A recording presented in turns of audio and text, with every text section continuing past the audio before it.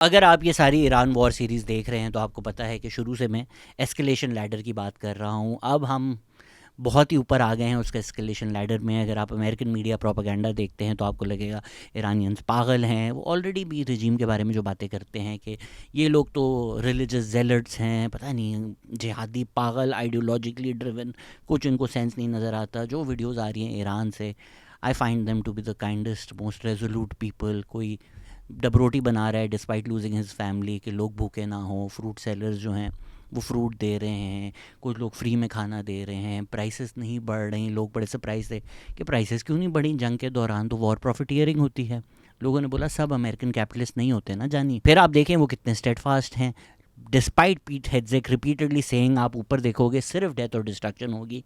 अली लरजानी और Iranian sellers का जो फ्यूनरल हुआ है उस पर जाकर आप देखें कितने लोग बाहर आए हैं। प्रोफेसर मरांडी ने बोला कि वो भी थे तेहरान में ऑन द स्ट्रीट्स और लोग आ के उनको कह रहे थे कि लीडर्स को बोले भाई बाहर ना आएँ, ईरानियंस विल नॉट सरेंडर। अगर अमेरिका को लग रहा था कि ये बड़े कोई इजी लोग हैं और ये ग़ुलाम बन जाएंगे, आपने कोई ईरान की तारीख नहीं पढ़ी। ये फ़ायदा होता है तारीख पढ़ने से। जब 12 डे वॉर हुई थी, बहुत लोगों ने मुझे बोला वीडियो बनाओ। मैंने नहीं वीडियो बनाई। मैंने आपको क्या बोला कि भाई पहले मैं ख़ुद तो सीख लूँ। तब से मुझे जितने लोगों ने बोला ईरान पे आई सेड अभी मैं पढ़ रहा हूँ वो हिस्ट्री पढ़कर ईरान की। अब आप मेरी ईरान वॉर अपडेट्स देखें and so far I have been pretty much on point with everything because I knew the circumstances, I knew the history, I could talk about it in an educated manner. आप अगर Iran Iraq war देखें, 8 साल उनको लगा अभी नई रजीम आई है, Islamic रजीम आई है, गिर जाएगी। इराक़ को यूएस ने बैक किया। प्रोफेसर मरांडी तो कहते हैं कि भाई गल्फ़ कंट्रीज़ ने भी सपोर्ट किया। वो ईरान की टेरिटरी ले सके? नहीं ले सके। केमिकल अटैक्स तक किए फिर भी ईरान को कुछ नहीं हुआ। क्रिपलिंग सैंक्शंस किए फिर भी कुछ नहीं हुआ।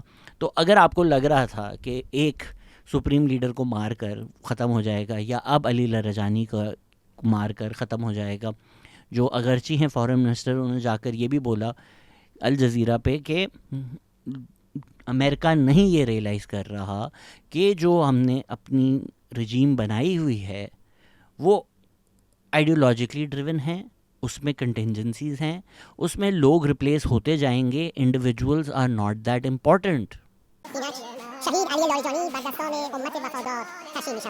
और अब ईरानियन लोगों को ये भी रियलाइज़ हो रहा है कि this is not a war against the रजीम, this is a war against Iran. कुछ लोग तो क्लेम करते हैं कि ये पैसे लेकर ट्वीट कर रहे थे कि हाँ बॉम्ब मारो, वो भी अपॉल्ड हैं looking at what is happening in Tehran. वो भी कह रहे हैं कि भाई ये कौन सी इंसानियत है, ये क्या कर रहे हो। प्रोटेस्ट पे किसी लड़की ने पोस्टर उठाया हुआ था कि I am against the रजीम but I am here. Professor Marandi ने भी यही आर्ग्यू किया कि this has United the country. Iran में जो लोग एंटी रजीम हैं, जिनको रजीम ने टॉर्चर भी किया है, वो ये नहीं चाहते कि ज़ायनिस्ट और इम्पीरियलिस्ट आकर ईरान को तोड़ दें। अब तो वाज़े हो गया है कि ईरान को तोड़ना है, ईरान को बर्बाद करना है, ईरान को टुकड़े टुकड़े कर देना है। जो ग्रेटर इजराइल प्लान है सारा, वो अब तक आप लोगों ने ज़रा खोड़ों के साथ हमारी पॉडकास्ट ज़रूर देख ली होगी, उसमें काफ़ी डिटेल में हमने डिस्कस किया है। तो ये जो अमेरिकन मीडिया पेश कर रहा है कि ईरान पागल हो गया है, बस उन पे मिसाइल लगा, कामाकाजी ब्लास्ट, सुसाइड, हर जगह बॉम्ब मारना शुरू हो गया, ऐसा बिल्कुल भी नहीं हुआ है। ईरान ने बड़ा स्ट्रेटिजिकली एक मेथड के तहत रिस्पॉन्ड किया है। आप अगर वो एस्केलेशन लैडर वाली बात देखें तो आप शुरू से देखें ईरान ने जिस तरह रिस्पॉन्ड किया।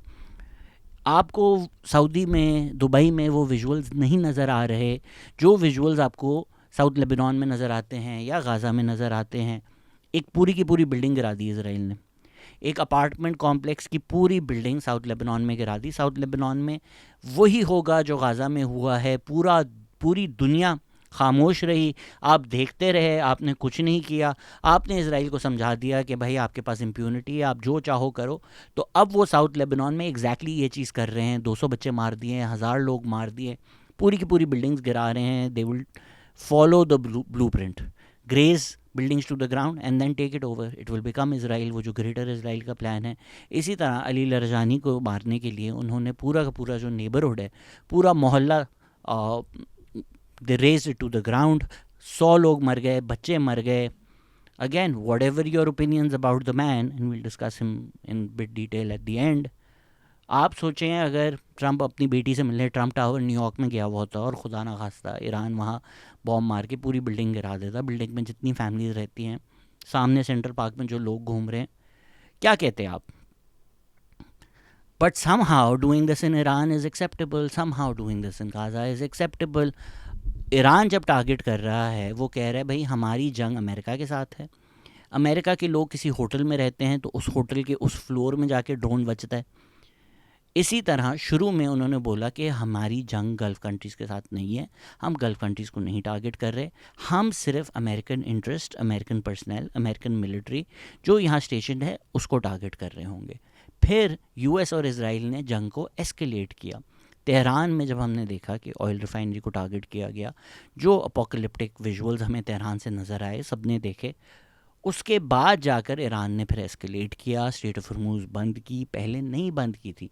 50 साल आपने सैंक्शन लगाए हुए थे ईरान पे, उसके बावजूद उन्होंने स्ट्रेट ऑफ हॉर्मुज़ ना बंद की, ना वो कोई टोल लगाया। पर अब जब आपने एस्केलेट किया तो उन्होंने एस्केलेट किया, और ईरान ने बार बार बोला था कि अगर हमारा ऑयल इंफ्रास्ट्रक्चर आप तबाह करेंगे तो हम आपका गैस एंड ऑयल इंफ्रास्ट्रक्चर तबाह कर देंगे। कल रात ये वही एस्केलेशन हुई कि साउथ पार्स गैस फील्ड जो है, जो ईरान और कतर जॉइंटली ओन करते हैं, थोड़ी टेरिटरी इधर है उधर है, ज़्यादातर कतर में है, उसको इजराइल ने अटैक किया। डोनाल्ड ट्रंप ने ट्वीट किया कि इजराइल ने ये गुस्से में किया है, हमें अमेरिका को इस बारे में कुछ भी नहीं पता था, और अब हमने नेतन्याहू को बोल दिया है, इसराइल को बोल दिया है कि गैस और ऑयल इंफ्रास्ट्रक्चर जो है वो ऑफ लिमिट्स हैं। आप देख रहे हैं कि जो मैं बातें कर रहा हूँ, Iran has the global economy in a choke hold, इसका ये मतलब है।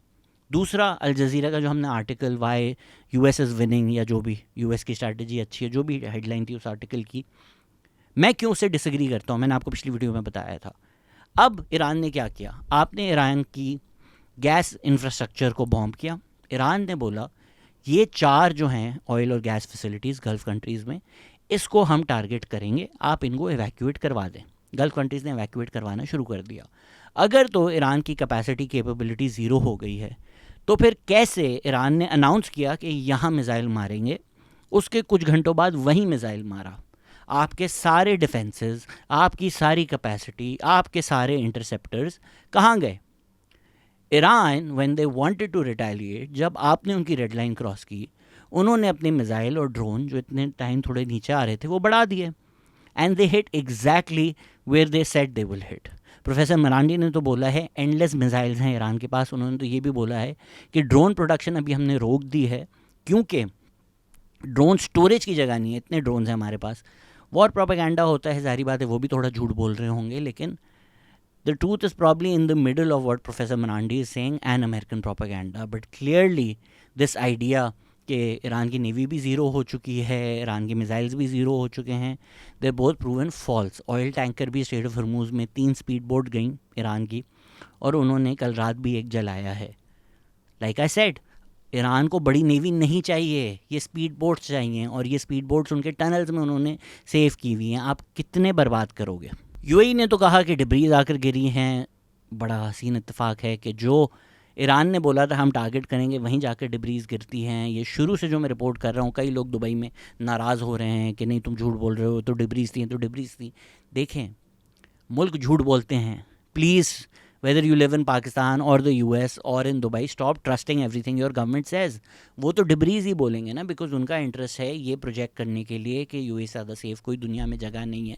इसीलिए वो जो पूरी इन्फ्लुएंसर कैंपेन आपने देखी थी, but it's not true. Iran has been able to target UAE, और जो इंटरसेप्शंस हैं, आई एग्री कि अगर आपने 2000 ड्रोन्स और मिसाइल्स मारे हैं और अगर 20 भी गिरे हैं उसमें से, इट्स व्हाट 0.1%। सो अगर 99% आप इंटरसेप्ट कर रहे हैं, that's a phenomenal air defence and credit to UAE for doing that. But ऐसा भी नहीं है कि ज़ीरो आई हैं और हर जो डैमेज हुआ है वो डिब्रीज ही है। कतर ने तो खुलकर मान लिया है कि रास लफान जो है दुनिया की सबसे बड़ी एलएनजी हब, उस पर एक्सटेंसिव डैमेज हुआ है। आपको समझना पड़ेगा कि ये कारपेंटर जाकर नहीं बना सकता। ये जो मशीन्स बनाई जाती हैं रिफाइनरी के लिए या गैस को रिफाइन प्रोड्यूस करने के लिए, फिर उसके बाद ट्रांसपोर्ट रेडी करने के लिए, ये मशीन स्पेशली बनाई जाती हैं for this purpose, for a facility, for a terminal. ये सालों में बनती हैं, कुछ ही लोग हैं जो इसको बना सकते हैं। अगर तो कल भी जंग ख़त्म हो जाती है, वापस LNG प्रोडक्शन और सप्लाई जो दुनिया भर का है वो प्री वॉर स्टैंडर्ड पे आने में को 5-10 साल लग जाएंगे। कतर ने तो खुलकर कह दिया है कि फोर्स मेजर, जो मैंने आपको पहले भी समझाया था कि एक्ट ऑफ गॉड हो गई है, अब हम कॉन्ट्रैक्ट जो है वो अपहोल्ड नहीं कर सकते अगले 5 साल तक। दे हैव सेड कि भाई कॉन्ट्रैक्ट्स हम नहीं फुलफ़िल कर सकेंगे अगले 5 साल तक। पाकिस्तान ने पिछले साल बोला कि हम LNG रिलायंस अपनी कम कर रहे हैं, we are moving away from LNG, but फिर भी हमारे एक सिग्निफिकेंट पोर्शन LNG से आता है। LNG मिलनी भी मुश्किल हो जाएगी, उसके बाद मिल गई तो फिर ट्रांसपोर्ट करनी भी मुश्किल हो जाएगी, और अगर ये सब कर भी लिया तो भी बहुत महंगी होगी। तो इन्फ्लेशन के लिए तो आप तैयार हो जाएं। गैस प्राइसेस ऑलरेडी हम देख रहे हैं कि यूरोप और UK में 20 से 30% ओवरनाइट ऊपर चली गई हैं। तो एक LNG का तो क्राइसिस आ चुका है, ये आने नहीं वाला। ऑयल प्राइसेस भी मैंने आप लोगों के साथ डिस्कस की हैं कि ऊपर ही ऊपर जा रही हैं। आप डेस्परेशन की हदें देखें। एक तरफ ट्रंप कह रहा है कि डेथ और डिस्ट्रक्शन होगी, ईरान तबाह हो गया और बर्बाद हो गया, और लेटेस्ट ट्रंप ने क्या बयान दिया है कि हम कंसिडर कर रहे हैं ईरानियन ऑयल को अनसैंक्शन करना। आप चाह रहे थे ईरान बर्बाद हो जाए, तबाह हो जाए, और अब आप इतने डेस्परेट हो गए हैं looking at surging oil prices, क्योंकि देखें जितनी महंगाई होगी उतनी गवर्नमेंट अनपॉपुलर होगी। ये सिर्फ पाकिस्तान में नहीं होता है, दुनिया भर में होता है। जितनी गवर्नमेंट अनपॉपुलर होगी उतने चांसेस हैं कि वो निकाली जाए या अगले इलेक्शंस हार जाए। तो कोई भी गवर्नमेंट दुनिया की नहीं चाहती कि महंगाई हो। यूरोप इसीलिए इस जंग से दूर रहना चाहती थी। यूरोप को खुलकर कॉल आउट कर रहे हैं ट्रंप और पीट हेग्सेक ने आज बोला कि अनग्रेटफुल यूरोपियन एलाइज। प्राइसेस ऊपर इतनी जा रही हैं कि ट्रंप कह रहे हैं जो सैंक्शंस ईरान पे 50 साल से लगे हुए हैं वो भी हम सोच रहे हैं कि ईरानियन ऑयल को अनसैंक्शन कर दें, ताकि एनर्जी प्राइसेस जो हैं दुनिया भर की वो थोड़ी काम हो जाए। आप क्या अचीव करना चाह रहे थे और अब आप कहाँ पर आ चुके हैं। डी एस्केलेशन बहुत ज़रूरी है। ये US ने भी रियलाइज़ कर लिया कि भाई ईरान का जो रिटेलिएशन था वो इतना स्ट्रॉन्ग था और इतना इमीडिएट था और इतना इफ़ेक्टिव था कि US ने ट्वीट किया कि भाई आइंदा नहीं करना है इज़राइल। ऑलरेडी हमें डी एस्केलेशन की आवाज़ें आ रही हैं, जो कि एक अच्छी चीज़ है। अगरची ने भी यही बोला, जो ईरान के फॉरेन मिनिस्टर हैं, कि भाई आइंदा करोगे तो फिर होगा। अब हमें कह रहे हैं कि अब हम आइंदा नहीं करेंगे, तो ठीक है हम भी नहीं करेंगे। Look at how strategically Iran escalates. Look at how Iran established deterrence. It establishes deterrence. It establishes the fact that there is a price to pay if you attack Iran. तो अब आप मुझे बताएं कि ईरान ने global economy को चोक hold में रखा हुआ है या अमेरिका ने ईरान को बर्बाद कर दिया है। अक़दस अफजल के साथ अगर आपने हमारी पॉडकास्ट देखी होगी तो पाकिस्तान इकोनॉमी के लिए भी बुरे दिन आने वाले हैं। बच्चों को ईदी मत देना। कुछ ही रंग रह गई हैं on the escalation ladder. Oil facilities पे तो हम आ गए हैं, इवन दो अब जो सिग्नल्स आ रहे हैं वो ये आ रहे हैं कि आगे निकल गए हैं, थोड़ा पीछे आ जाओ, थोड़ा पीछे आ जाओ। बट इसके ऊपर फिर डिसैलिनेशन प्लांट्स हैं। अगर तो पानी ख़त्म हो जाएगा तो 1-2 हफ्ते हैं गल्फ़ कंट्रीज़ के पास पानी का सप्लाई, जिनमें लोगों को वो पानी दे सकेंगे। अगर तो ईरान वो तबाह कर देता है डिसैलिनेशन प्लांट्स गल्फ़ कंट्रीज़ के, gulf countries will crumble, people will leave those countries. तो ये एक फ़ाइनल रंग है मेरे ख़्याल से एस्केलेशन लैडर का, कि आप पानी ही रोक दो इन मुल्कों का। उसके ऊपर फिर न्यूक्लियर ही है। मैंने पिछले वीडियो में भी कहा था कि न्यूक्लियर नहीं होगा। जो world war 3 is this world war 3 वाली वीडियो अगर आपने देखी हो, उसमें जो मुल्कों के इंटरेस्ट हैं, हुकूमतों के इंटरेस्ट हैं, वो मैंने ले आउट किए थे। इसराइल का क्वाइट क्लियरली इंटरेस्ट है तबाही। इस वीडियो का टाइटल यही है, we're in the end game now, because Israel यही चाहता है।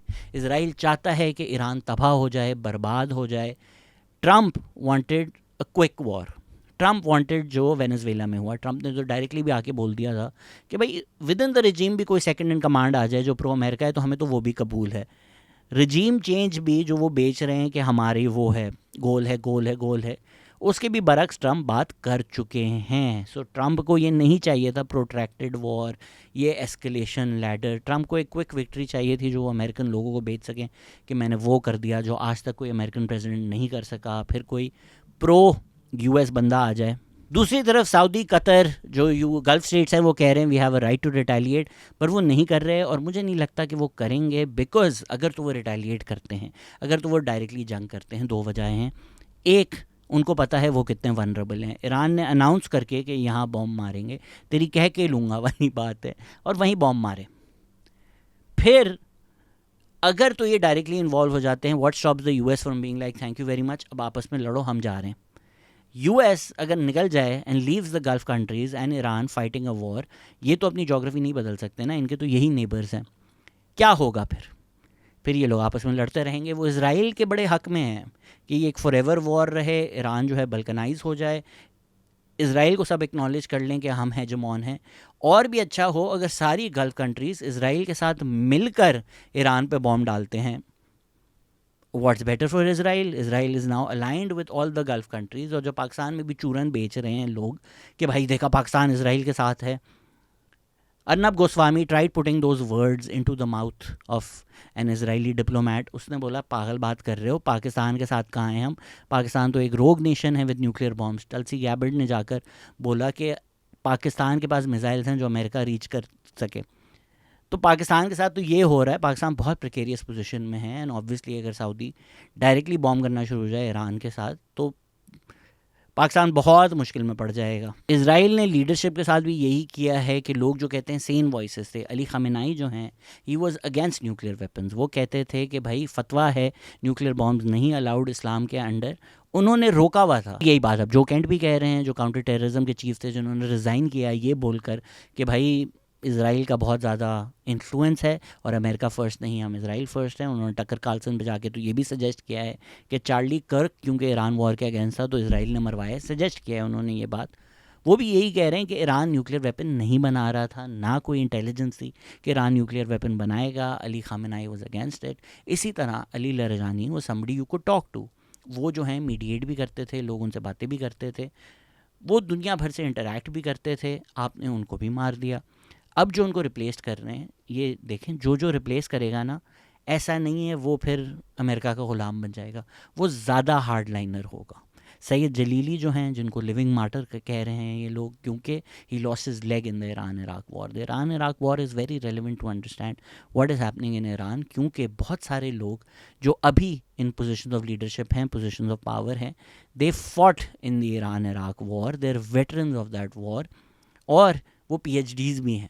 वो वॉरियर पोएट वाली जो एक पुरानी ग्रीक आइडिया है, ये लोग वो आपको वाकई करके दिखा रहे हैं। Ali Larijani fought in that war, Syed Jalili fought in that war. मैं आपको भी कहा पहले कि इराक ने केमिकल वेपन्स तक यूज़ किए थे। They saw that suffering and they want to ensure कि ये हमारे साथ वापस कभी ना हो। Syed Jalili is a hardliner compare to Ali Larijani. Ali Larijani की वेस्टर्न फ़िलासफ़ी में जो है एक PhD थी, कांट पे उन्होंने किताबें लिखी हैं। वो सेलिब्रिटी अप्रेंटिस या वर्ल्ड कप जीत कर पावर में नहीं आए। किसी ने भी अगर इमैनुअल कांट की फ़िलासफ़ी पढ़ी हो तो उनको आइडिया होगा कि ये कितनी मुश्किल है। मैंने खुद कोर्स में सी आया था कांट्स फ़िलासफ़ी का मेरा। आपको ये देखना पड़ेगा कि जब आप रिप्लेस करोगे ना, दूसरा इंसान और हार्ड लाइनर होगा। वॉर वेटरन से मैंने आपको बता दिया है, Mojtaba Khamenei is much more of hardliner than Ali Khamenei. इसी तरह Syed Jalili is much more of a hardliner than Ali Larijani. Israel चाहता ही नहीं है कि पीस हो, इसराइल चाहता ही नहीं है कि किसी ऐसे पाथ की तरफ हम जाएं कि चीज़ें बेहतरी की तरफ जाएं, सोल्यूशन की तरफ जाएं, पीस की तरफ जाएं। So Israel is absolutely dog walking the world into world war 3, क्योंकि इसराइल बर्बादी चाहता है। यहाँ ट्रंप और नेतन्याहू के जो इंटरेस्ट हैं वो डाइवर्ज हो रहे हैं। ट्रंप को एक quick end to the war चाहिए, वेनेजुएला जैसा चाहिए। इसराइल चाहता है कि हम अगर हेजमॉन बन जाएं इस पूरे मोहल्ले में तो फिर हमारे अलावा जो हैं वो बर्बाद हो जाएं, वो कभी फिर से राइज़ अप ना कर सकें। और ये हो रहा है। और आपकी जो फेवरेट पार्टी है एब्सोल्युटली नॉट वाली, उन्होंने ट्वीट किया है कि alleged US and Israeli aggression, पता नहीं UFO ने अली लरजानी को मार दिया होगा, क्योंकि कह रहे हैं मुबैना तौर पे हमने सुना है कि इसराइली और US एग्रेशन था। गाज़ा में जो हुआ वो आपके सामने है, US जो कर रहा है ईरान में आपके सामने है, बट शायद PTI वालों के लिए वो एलिजेड ही रहेगा।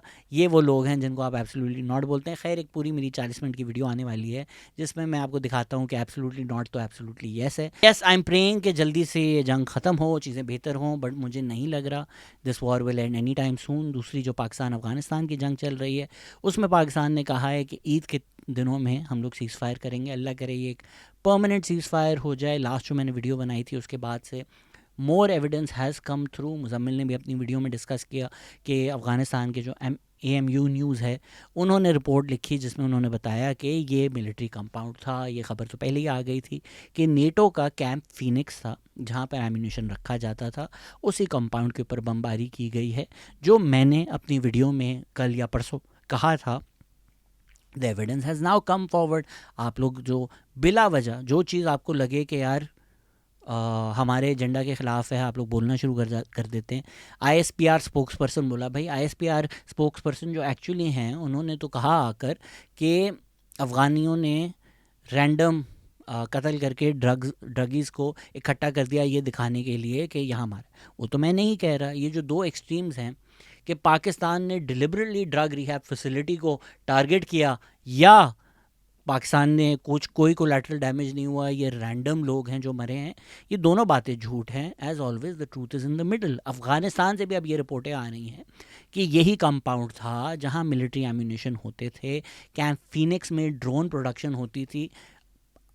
ISPR स्पोक्स पर्सन नहीं कह रहा, ये अफ़गानिस्तान के जर्नलिस्ट ये कह रहे हैं। उसी तरह दूसरी साइड भी एक्नॉलेज करना ज़रूरी है कि अब ये ख़बरें भी आना शुरू हो गई हैं। Like always people will lie during war, people will do propaganda. तो जो 500 वाला नंबर है वो क्वेश्चनेबल है अब तक, लेकिन high number of civilian deaths अब ये चीज़ क्वेश्चनेबल नहीं है। ये बहुत सारे मीडिया आउटलेट्स में रिपोर्ट हो चुकी है। Whether that number is 100, less than, more than, वो एग्जैक्ट नंबर नहीं पता, but 100 is a good number या उस रेंज के अराउंड।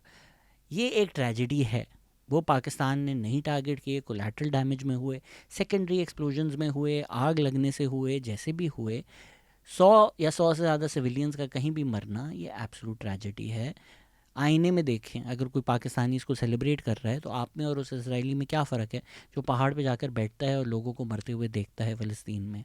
कभी भी, स्पेशली रमज़ान के महीने में जब शैतान ऑफ ड्यूटी है, अगर आप ऐसी बातें कर रहे हैं तो अपने दिल के शैतान को देखिए। Now enough evidence has come that civilians मरे हैं, ये एक ट्रेजेडी है। Our hearts, our thoughts and prayers go out to all the victims. और हमारी दुआ यही होना चाहिए कि अब एक परमानेंट सीज़ फायर हो जाए, अफ़गानिस्तान अग्री कर ले कि हम TTP को नहीं सपोर्ट करेंगे। टेररिज़म वो पाकिस्तान में हो, इंडिया में हो, USA में हो, ईरान में हो, हर मुल्क से ख़त्म हो, जंग ख़त्म हो, पीस हो। It's absolutely tragic to see, and our thoughts and prayers are with the victims and their families in this moment of grief. Afghan Taliban की जो हुकूमत है उनसे हमारे इख्तलाफ हो सकते हैं, सिविलियंस के मरने से, स्पेशली पेशेंट्स के मरने से nothing to be happy about at all. So please do better, be better. जो ख़बर है, जो एविडेंस है, अपने एजेंडा और प्रोपेगेंडा पे उसको थोपने की ना कोशिश करें। एविडेंस देखें। जो मैंने पहले वीडियो में बात की थी, अब जो सारा एविडेंस आया है वो वही कह रहा है कि मिलिट्री एम्यूनेशन डिपो टारगेट किया गया, उससे सेकेंडरी एक्सप्लोजन्स हुए, सेकेंडरी एक्सप्लोजन्स में आग हुई। तो उसी कैंप फीनिक्स का जो कंपाउंड है उसी में एक ड्रग रिहैब फैसिलिटी थी। वो क्यों थी, क्यों सारी drone factory, drone ammunition weapons के साथ ये फैसिलिटी क्यों थी, अपेरेंटली पिछली हुकूमत ने शुरू की थी और तब से इस हुकूमत ने भी जारी रखी। पाकिस्तान क्या कोलैटरल डैमेज अवॉइड कर सकता था? पाकिस्तान ने जो किया है क्या वो वॉर क्राइम है? इस पर आप इंडिपेंडेंट इन्वेस्टिगेशन करें, देखें, खुशी ना मनाएं रिगार्डलेस ऑफ आपकी जो भी पोजीशन है। या अगर आप ये अब ऐसी बातें कर रहे हैं कि अब पाकिस्तान में ऐसा होगा terrorism, please do better, be better. Eid मुबारक हो आप सबको। It's heavy Eid, I think. इतनी सैडनेस दुनिया भर में ईद के मौके पे रेयरली देखी है मैंने। The world is burning, but फिर भी ईद एंजॉय करें। हो सकता है आखिरी ईद हो, क्योंकि याद रखिए 2026 में तो दुनिया ख़त्म है।